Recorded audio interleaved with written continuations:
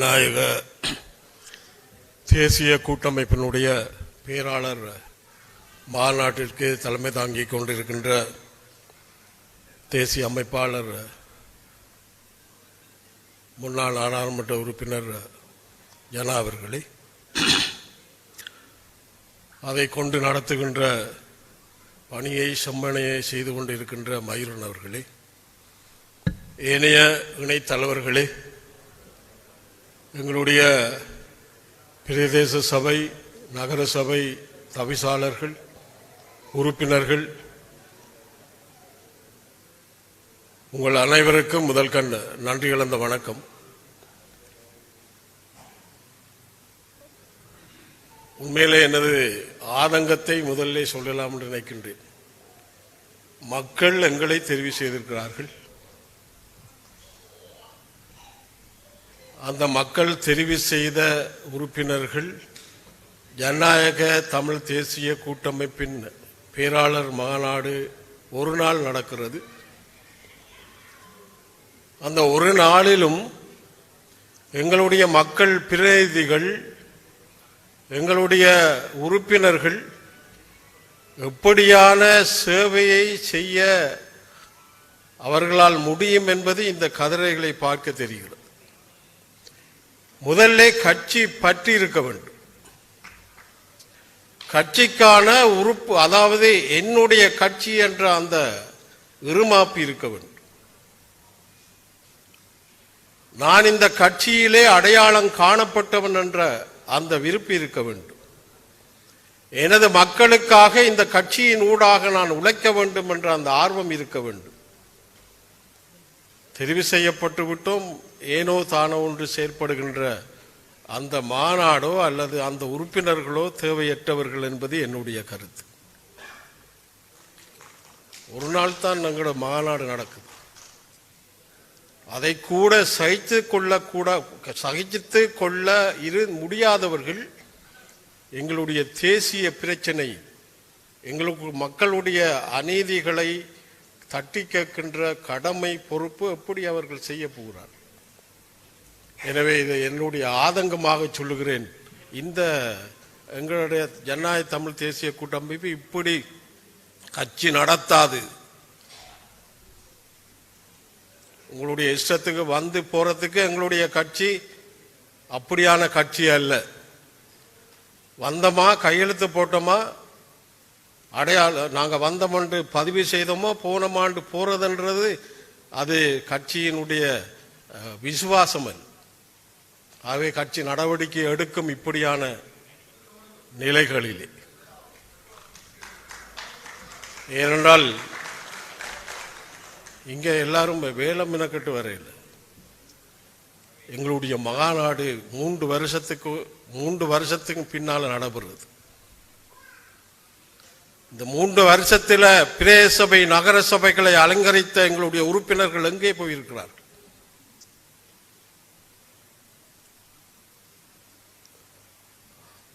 நான் ஆரம்பத்தில் அந்த ஜனநாயக தமிழ் தேசிய கூட்டமைப்பு உருவாகின கதையை சாடியா சொல்லணும்.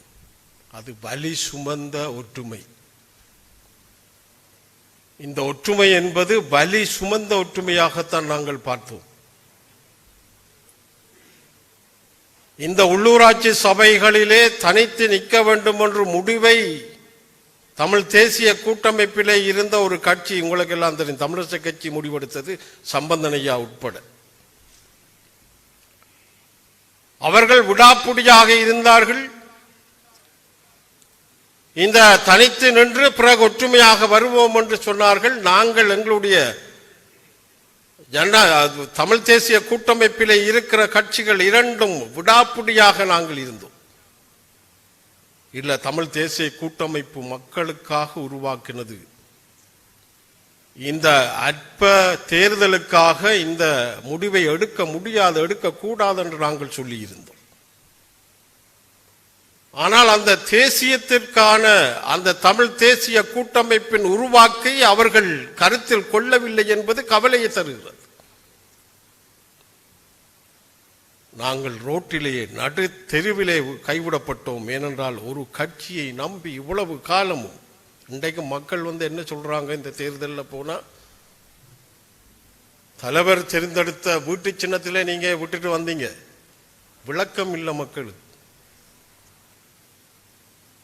அந்த வீட்டு சின்னத்தை வைத்துக்கொண்டு நாங்கள் புறம்பாக நிற்க போறோம் என்று சொல்லுகிற அத்த கணம் நாங்கள் வெளியிலே வருகின்ற போது அனாதைகளாக ரோட்டிலே நிறுத்தப்பட்டோம் எங்களுடைய கட்சிகள். என்ன செய்வதென்பதை அந்த நேரம் எங்களுக்கு தெரியவில்லை. அப்படி இருந்தும் நாங்கள் பேசி இன்றைக்கு ஒரு ஜனநாயக தமிழ் தேசிய கூட்டமைப்பை உருவாக்கி, இதிலே சிறப்பு என்னவென்றால் போராளிகளுடைய கட்சிகளாக, மக்களுக்காக உயிரை துறக்க நினைத்த அந்த போராளிகளுடைய கட்சிகளாக இன்றைக்கு தமிழ் தேசிய ஜனநாயக தமிழ் தேசிய கூட்டமைப்பு உருவாகி இருக்கிறது. இன்றைக்கு நீங்க நினைக்கிறீங்களா நாங்க எங்களோட பிரதேச சபை, நகர சபை, பாராளுமன்ற பிரதிநிதித்துவம் இல்லை என்றால் எங்களை கணக்கெடுத்திருப்பார்கள் என்று? அது எந்த கட்சியாக இருக்கலாம், அரசாங்கமாக இருக்கலாம், அல்லது வெளிநாட்டு தூதரங்களாக இருக்கலாம், அஞ்சத்துக்கும் கணக்கெடுத்திருக்க மாட்டாங்க. ஆனால் அந்த 3 வருஷத்திலே பெரிய அளவு நாங்கள் சாதிக்கவில்லை. எங்களுடைய வேலை திட்டங்கள் மிக குறைவாக இருந்தாலும் கூட இந்த ஒற்றுமையை ஒரு அளவுக்கு மக்கள் ஏற்றுக்கொண்டார்கள். அதனால்தான் எங்களுடைய மதிப்பும் மரியாதையும் சர்வதேசத்திலும் இந்த அரசாங்கத்திற்கும் இந்த வெளிநாட்டு தூதரகங்களுக்கும் தெரிகிறது. இல்லாட்டி எங்களை எந்த அழைப்பும் எங்களுக்கு வராது. ஆகவே இந்த வலி சுமந்த இந்த ஒற்றுமையை நாங்கள் எல்லாரும் உணர்ந்து கொண்டு மக்கள் மத்தியிலே சென்று செயலாற்ற வேண்டும் என்பது என்னுடைய கோரிக்கை. எங்களுடைய மாநாட்டின் இறுதி தீர்மானமாக பல விடயங்கள் சொல்லப்பட்டிருக்கிறது.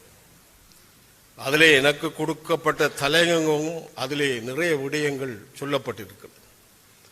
நான் ஒன்றை சொல்லிக்கொள்ள விரும்புகின்றேன்.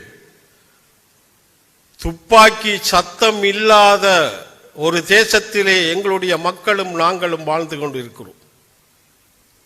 ஒரு சண்டை என்பது துப்பாக்கி சத்தங்களோடு நடைபெறுகின்ற சண்டையாகத்தான் நாங்கள் பார்த்தோமே ஒழிய, துப்பாக்கி இல்லாத அந்த சத்தம் இல்லாத ஒரு போருக்குள் எங்களுடைய மக்கள் இருக்கிறதை